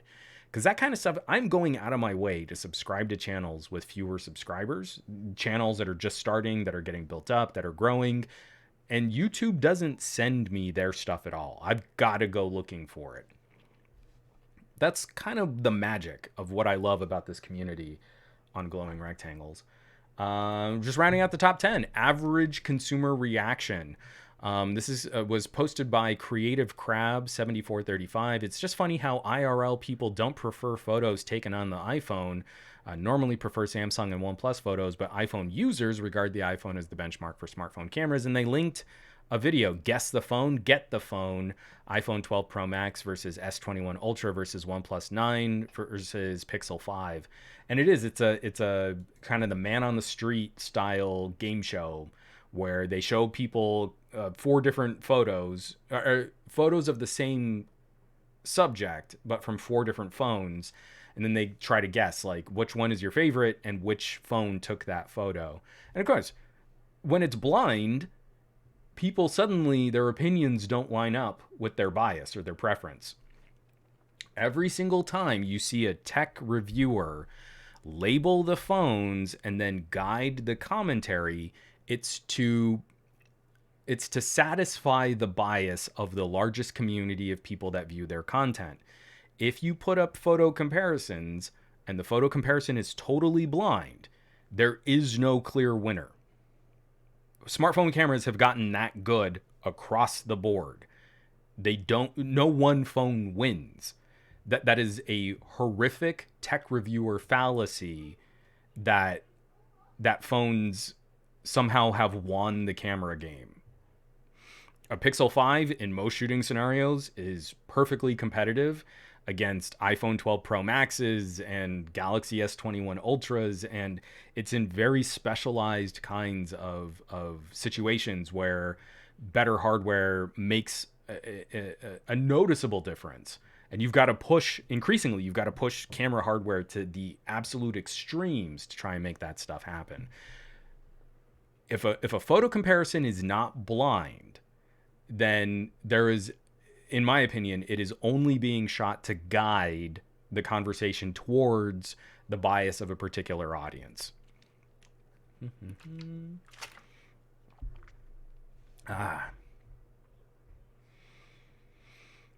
All right. Wrapping up, just a few more of these. One of my videos actually made it into the top 10. I did a guide for MVNOs, talking about different ways that you can save money on your smartphone bill. I might be switching to Mint. I've had great experiences on Google Fi, but my wife and I we're kind of shopping some of the different plans out there, and Mint, if we pay for a year, might get our money. Pixel 4a 5G, the camera is nuts. That was from Team Vry with 1,500 subscribers. We've got Adam at Tech Odyssey looking at Key 2, Onward Mobility, the Titan Pocket, sort of a BlackBerry State of the Union. And then we've got a number of Pixel 6 commentary. We've got a video on the Redmi Note 10 from Gizmo Hub. We've got Enabong Etta at Bored at Work looking at the Poco M3 Pro. Some more rumors on Pixel 6. Mr. Mobile looking at the Palm Centro when phones were fun. I might need to dig out some of my old Windows mobile phones. And Latrell Jennings. I'm going to upvote this right now. Oh, sorry. I skipped right over Painfully Honest Tech looking at Apple lossless audio. What do you want Apple lossless audio? Here's how you do it. And then Latrell Jennings wrapping up. I'm way past my top 10, but Latrell Jennings with Galaxy Note 9. Is it worth it in 2021? And of course, the answer is yes, because the Galaxy Note 9 is still a tank of a productivity phone and kind of represents the last true no compromises version of a Note for its era. After that, from the Note 10 on, we were kind of picking apart, features and losing things that we liked. Note 9, I would say, is still absolutely worth it for the monies.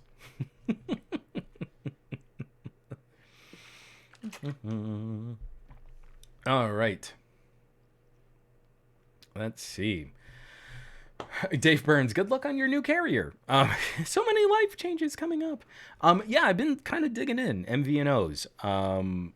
If I'm going to be on T-Mobile's network anyway, and I'm looking at different like payment plans. The thing I liked about Google Fi is I still think it's the best option if you're doing a lot of international travel.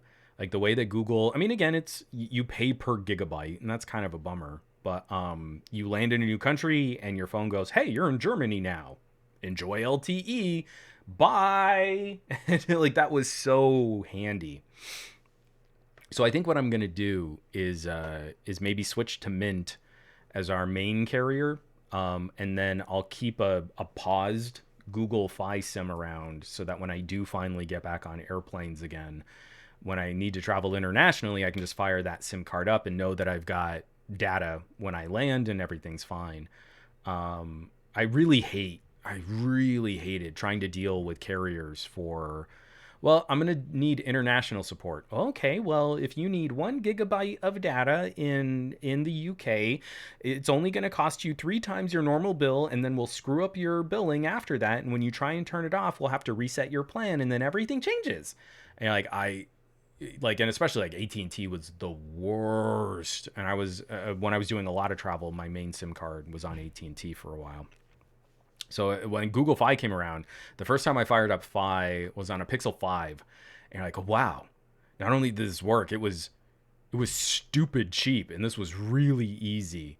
I just stuck with Fi for most of this time. So now, again, it's kind of anxious. Like, do I really want to switch? Do I want to port my number over? What do I want to do? I want to try and do Google Voice again? Maybe I can do Google Voice instead of Google Fi, and I don't know. It's all wackiness and crazy.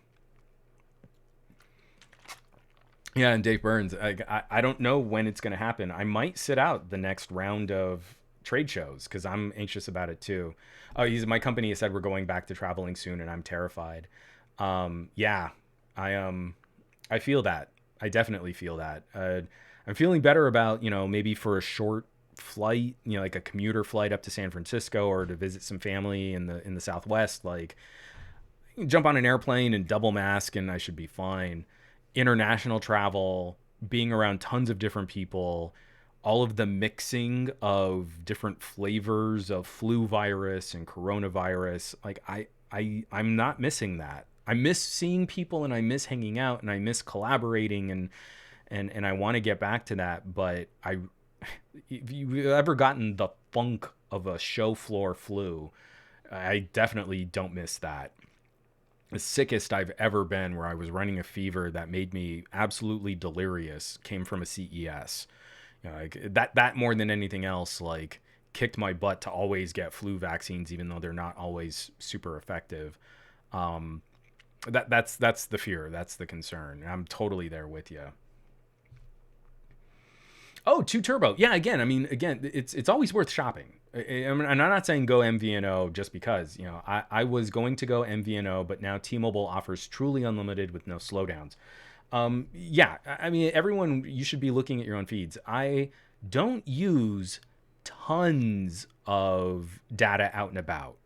Again, like I store my music collection locally because usually I'm on an LG phone, which has has a great headphone jack.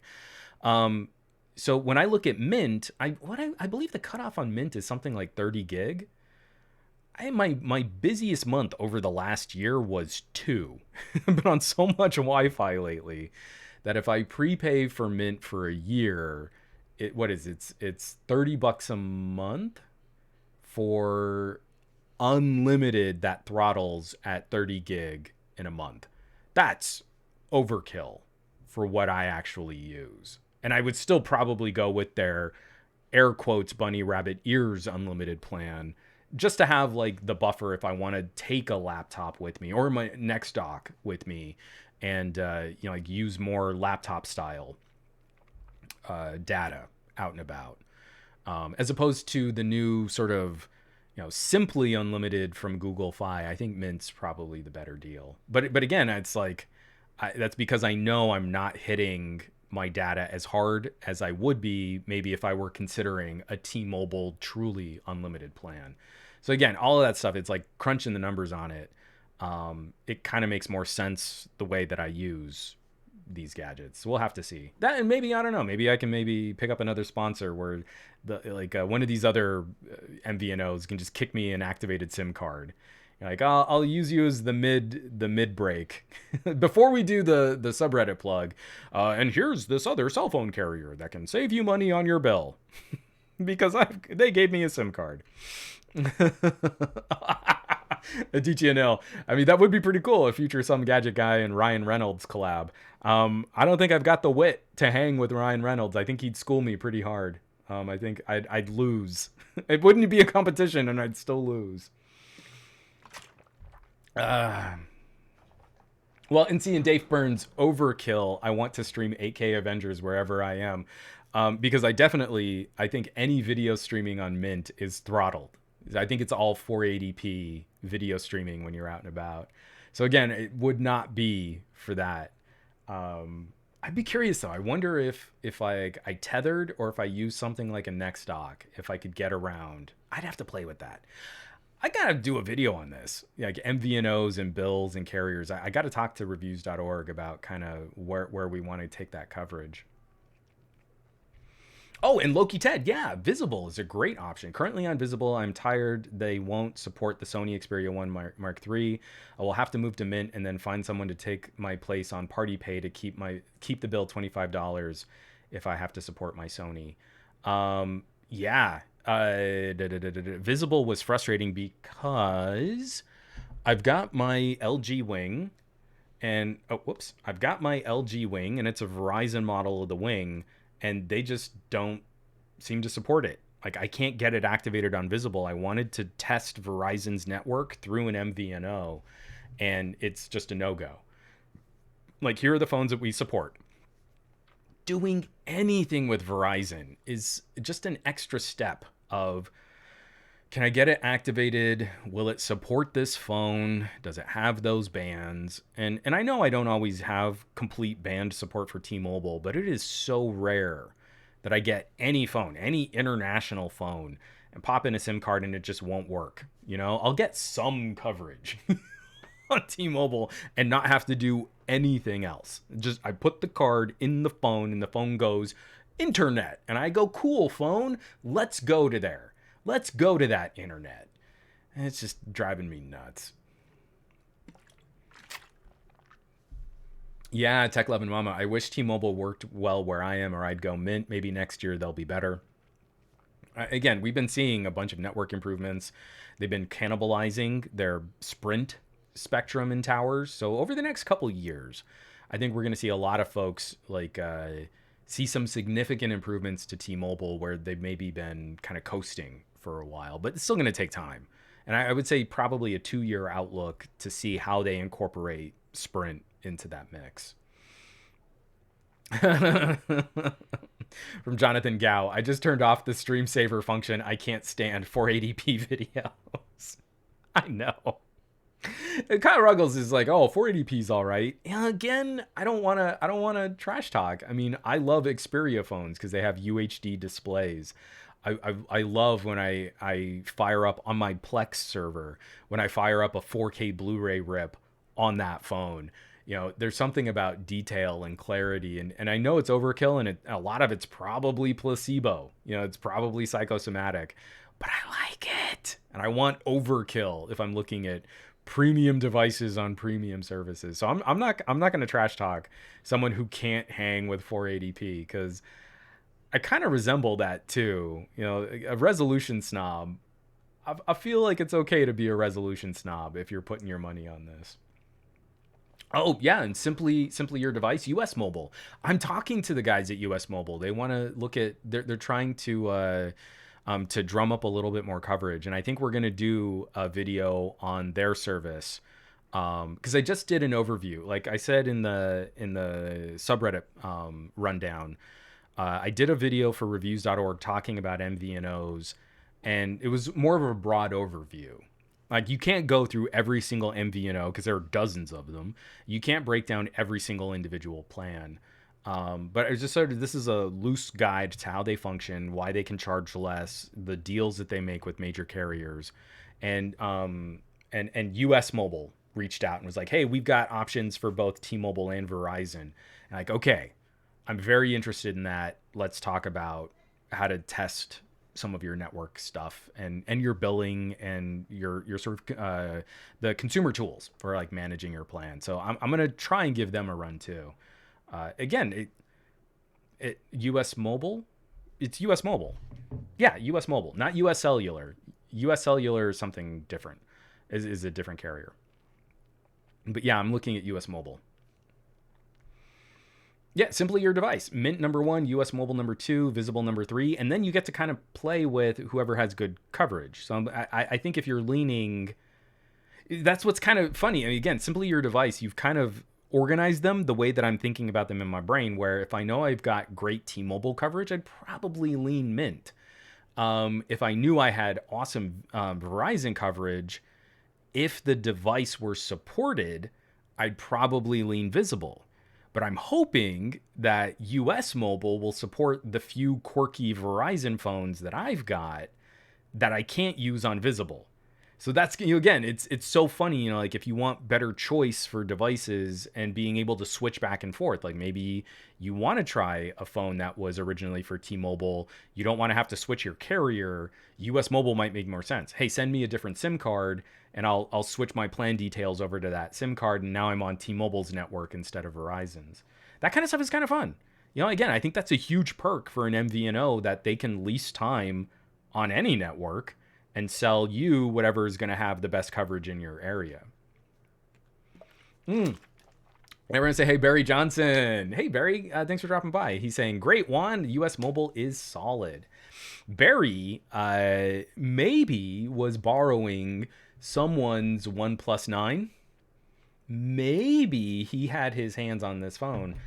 He put out a great overview recently, his first 24 hours looking at the OnePlus 9. And if you haven't, and again, I was really hoping it would show up in the top 10 for glowing rectangles today. I need everyone to go subscribe to Barry Johnson's channel, check out.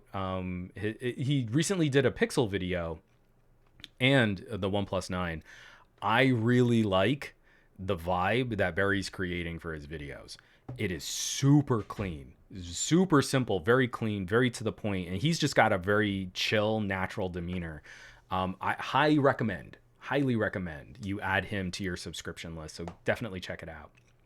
But also, it's like, I was glad I was able to kind of scooch him a phone just to see what his thoughts were, because I like his vibe. Again, it's fun to find a style of conversation, and I feel like Barry's voice is a very solid voice to have in this community. Matt Tyler, I can't read that comment about Deadpool and stay monetized. And Aditya, no, he's saying, I'm loving the new Black Lab series. It's super nice, crispy, and I want to see more of your content. Definitely. Hook it up. Barry is good people. So, GadgetLab. I don't know how far I can pull this out. So I want to see if, oh, you know what? Maybe I can detach the camera from the tripod. If you guys don't mind really shaky cam, I can try and angle this around so that we can see what else is happening here. But apologies for those of you on the audio stream, because this might get a little weird. I'm feeling brave. We're getting down to the last 10 minutes. So if everything craters and falls apart now, I feel like we had a show. It was a lot of me just spewing and rambling, but I feel like we've grown and we've pulled this off together as pals. Let me see if I can pull this out. So behind me, oh, and my Panasonic does not want to autofocus. So behind me, obviously, we've got the bookshelves, and I'm going to have to drop the ISO. So let's do that. Getting real close up on my unfocused eye here. Oops, other way. So I just want to turn this around. And so, oh man, that's terrible. Hold on. Or can I? Yeah, there we go. So that's going to be the window. And you see that it's a really pretty sort of wooded, but like just lots of trees, lots of open space. It's just really nice. And that's going to be the backdrop for some of my videos now. Like, I think this is a really fun look. Just trees and rooftops, and I get to kind of stand above the street level. The light is just so nice, and it, you know, I get this awesome indirect sun. Then over here on the side, you can see one wall here. That's like the closet, mirrors. There's the phone bookshelf. So you can see how many phones are just kind of tucked away in there. This is a little blurry again. Like I said, this Panasonic does not want to autofocus. And then that's going to be the doorway. I'm debating whether or not I want to put a TV near that corner because the door might smash into it. But yeah, so this is what I'm hoping. Anytime I do a video, like that could be an angle. That could be an angle. You can point out towards the window. We can be sitting in front of the desk. Everything can kind of move around. And we don't have to stay put in this space the entire time. My camera is like off. I've been doing this entire podcast kind of tilted, haven't I? Let me turn this back up so it's a little bit brighter again. Oop, too bright. There we go.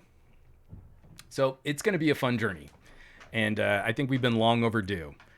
Tyler, cables! I'm not showing you my desk. This is awful.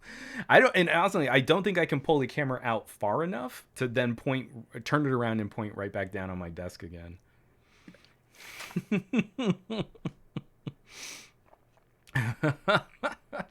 Dustador, hashtag Team Shaky Cam. Yeah, that was not my best camera work. Remember, I'm an audio guy by trade. In Dave Burns, it's a cute neighborhood. We love this little spot. It's tucked away. It's away from the freeway. It's by schools. It's got good infrastructure. I'm hoping this is going to be a good fit. HDR test in the phones towards the window. Well, and I'll also have like a nice little shelf and a ledge. So when I'm doing phone shots, the backdrop can be this neighborhood. It can be trees and it can be sunshine. It doesn't have to be, like something in the studio, especially when the light is this even over the course of the morning. Because what we've been going for almost 2 hours, and in my old place, the sun would have been hitting me right in the face at some point. So facing west and shooting in the morning is so much nicer. Oh, it's so much nice. Dave Burns. I thought LA was made entirely of freeways. It really does feel that way, but we've been pushing west. I miss being like in the middle of the city, but there has been something kind of nice about just going further and further and further west. Like we're not too far from a freeway exit so that we can just coast straight down to Malibu. We want to go hit a beach. Whereas before that would have been like an hour and a half drive when we were sort of more city central. And that's not on a heavy beach day, traffic day. I mean, it's just real sweet. Excuse me. Mr. Malignance, it is very chill. This neighborhood is super chill. Lots of parks and hiking trails. It's nice. I miss activity and city, but this is gonna be a fun compromise. If I can't have that, like I want trails to go and hike. I want mountain biking. I want things to do, and I'm gonna be. Hopefully, I get to become one of those like, old school Boy Scout granola eaters again, because that used to be a bigger part of my life. Oh, Q3 Becca, are you far from the fires? That is one of the concerns. Where we're living is lots of dry brush, lots of hills, lots of, when we get lots of rain, those plants grow and then dry out. And then over the summer, we're definitely going to have concerns with fires. I don't know if anyone caught it. It was, was it 2 weeks ago already? The hillside near the 101, the freeway right next to our home, went up in flames, and it was a case of arson. And the two local fire stations had people boots on the ground to guide helicopter water drops. And so we got stuck in the traffic jam because they had to shut down a part of the 101. And, on the OnePlus 9 Pro, using that telephoto camera sensor, I got a shot of the helicopter swooping in to dump water on the fire. It was absolutely incredible. And again, it's awe-inspiring seeing the Herculean human effort that goes into fighting fires. One of the most dangerous jobs on the planet. Like, we're instinctively trained to run away from the fire. What is scary?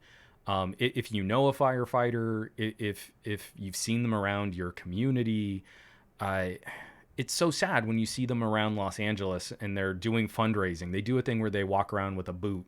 You're supposed to throw money into the boot to help, firefighter funds and healthcare and retirement. And you're like, I don't think that should ever be something they need to do. So, if you have the means to like buy them a meal, give them a fist bump, buy them a beer, something, just some acknowledgement that this is an incredible service they provide to communities. And it often goes sort of underpraised, in my opinion. And just, again, like I said, seeing it right in front of my car, the hillside is on fire. I've got my daughter in the car seat behind me. We're watching helicopters swoop overhead and dump water tactically right on a fire that could have spread down the hillside and maybe hit, made it dangerous for us to get home. It's amazing. It's absolutely amazing. So I need to see if I can get my daughter to the local firehouse and see if there are other opportunities to like help or support or fundraise for them. I want to be a part of this community. I want to, like I said, I want to put in roots.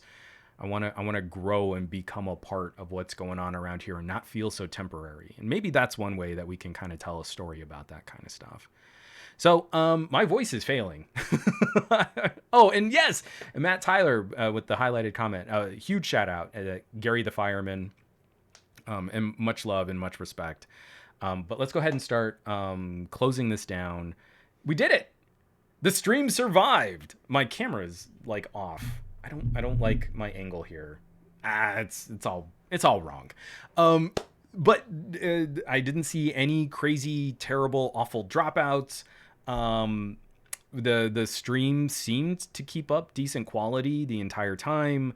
I I didn't see any crazy complaints that like the sound was off or anything was wrong there. I feeling pretty good. I'm feeling really good. This made me happy that we survived the first one. I'm going to be getting stuff unpacked. You're going to be seeing videos start to show back up on the channel.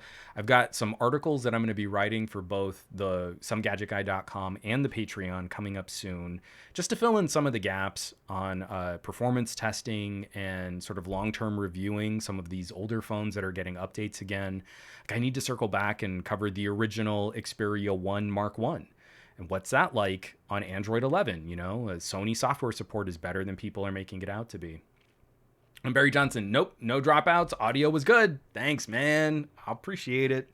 So this is a journey, man. Life is a highway, and I'm gonna ride it all night long. If you're going my way, sorry, I was about to break out into song and dance there, but my voice really can't handle it. I really appreciate it. You know, it's been a weird place that we've been in, and I hope folks are finding the opportunities to heal, because I think collectively, even those of us who were privileged to be in good situations and good circumstances, there's been a heavy mental toll. And there are a number of people in our circles of family and friends that didn't have it as easy as we might have. And I know a lot of things aren't going to change. We're, especially in the United States, in our culture, we're so hell-bent on getting back to normal. I hope we can take those moments to figure out what a new normal should look like.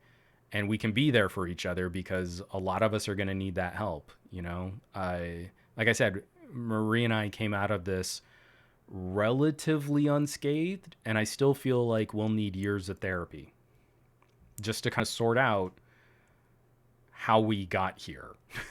Even when it wasn't all bad, it was still a year of anxiety and stress and anxiousness. So when I get to do these streams, and I'm so glad I was able to fire this up, first Monday, new place after a move. One of the most stressful things you can do is move to a new home. That you all were here and along for the ride and a part of this conversation, and down to, you know, chat with a rambling, discombobulated, exhausted gadget guy. It means the world. It means everything. This is exactly why I like doing this and why I want to do this. So, Aditya Anil, that's the tagline for your only ones.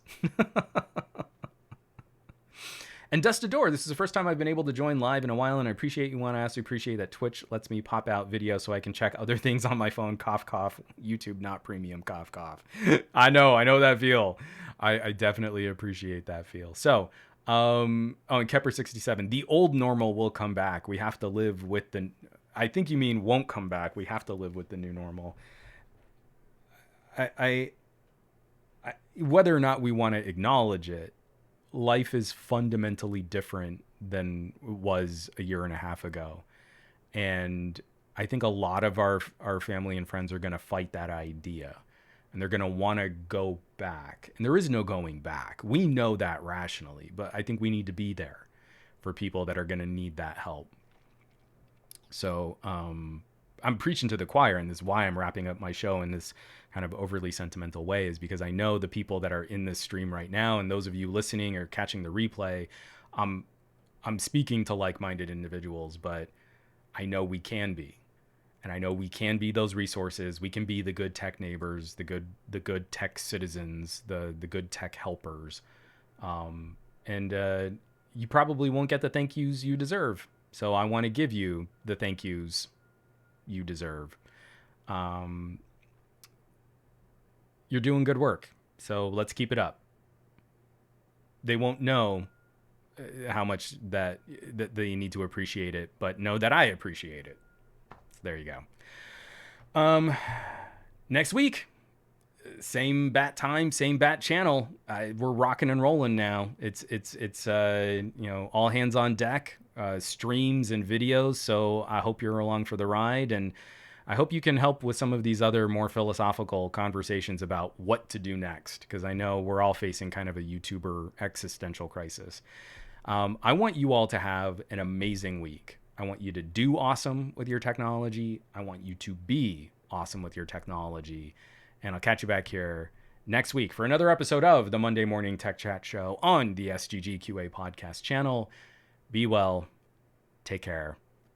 I love you all. I'll catch you back.